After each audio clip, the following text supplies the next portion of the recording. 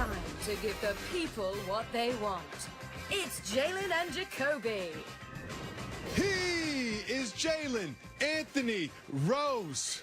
What up, Doe? I'm David Jacoby. And on the cool check-in. Together, we are Jalen and Jacoby on ESPN2. What do we do? We get it, people! What they want. Do you know what the people want? The people want to talk about Detroit basketball. What do they want to talk about?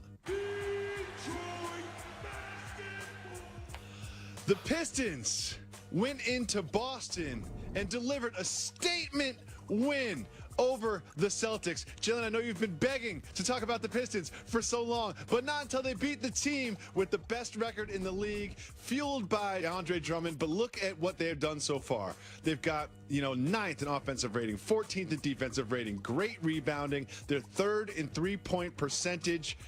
Jalen, finally, you get to wax poetic about the keys to the success of this Pistons season thus far.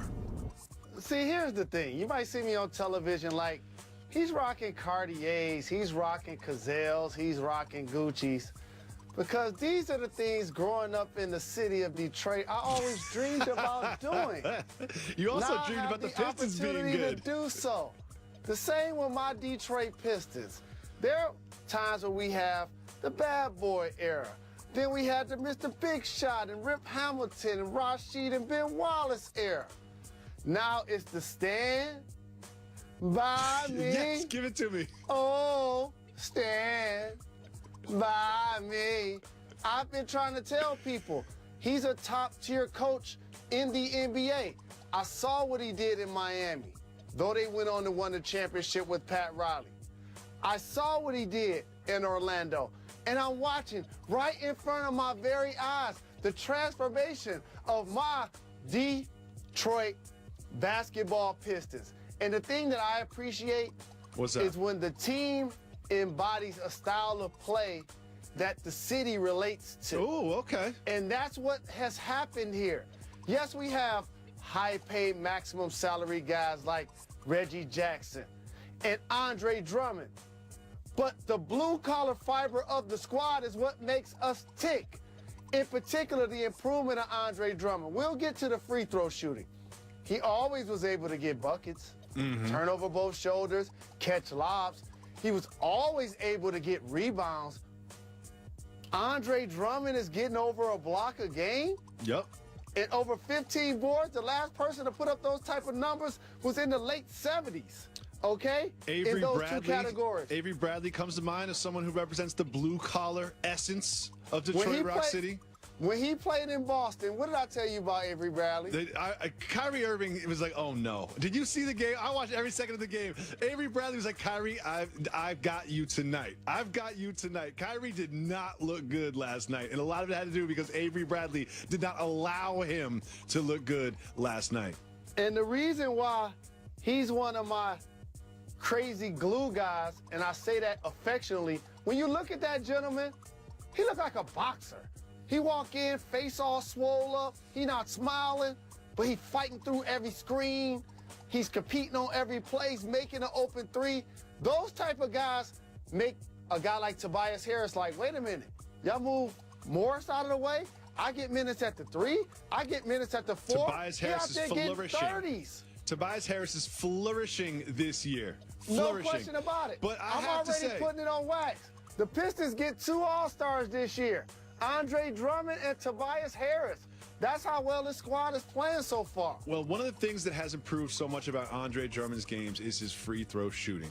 He is now shooting 61.8%, and he's making big buckets. Last night, the Celtics actually tried to hack a Drummond strategy. They tried it one time, and then Brad Stevens just went away from it. And he tried, if you remember, virtual reality goggles. Jalen, there he is right there with his virtual reality goggles on, learning how to shoot free throws. Should everybody try virtual reality goggles to strengthen their weaknesses? Props to the team for making whatever the player may need available an option for him to improve.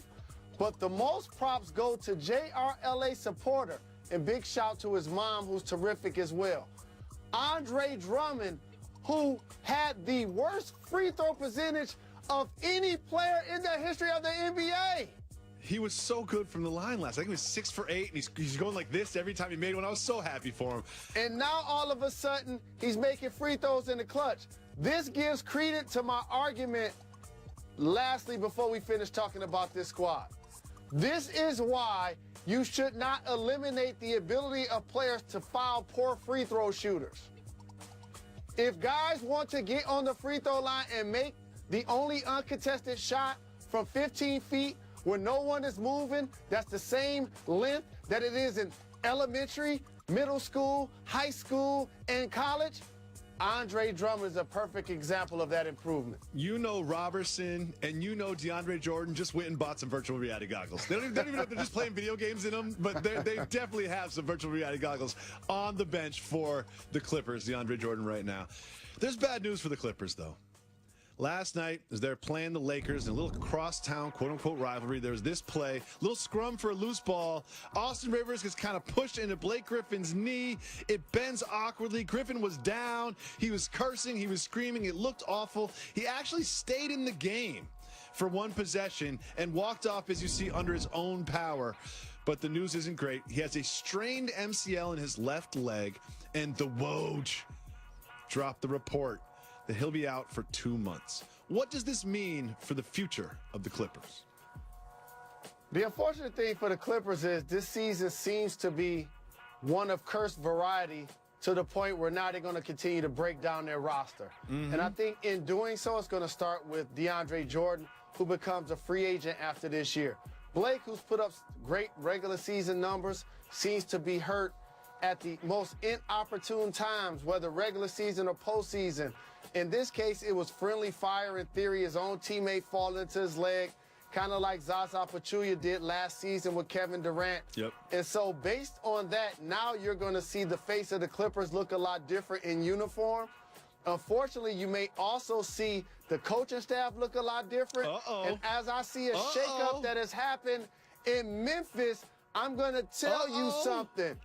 David Fizdale is going to be a hot commodity as a head coach. And lastly, Colin Kaepernick is on the cover of GQ, flipping through the pages like, why don't Mark Jackson have a job in the NBA again? So wait a second. Let me unpack this, Mr. Rose. Not only are you saying that perhaps Doc Rivers will not finish the season coaching for the Los Angeles Clippers, you think Ballmer and Jerry West are looking around at the headlines and say, wait, David Fizdale got fired and no one can really figure out why he got fired and he's on the market? Maybe we should just send a text message to his agent and just, I don't know, set up a little secret conference call. You think something like that could happen? Jalen, I know you can't confirm because you don't want to give up your sources, but that's the information where you will get first on Jalen and Jacoby. Next on Jalen and Jacoby, you will get LeBron's reaction to Ain't the that news. hear no evil, speak no evil? Yes, Jalen, that's exactly what it is.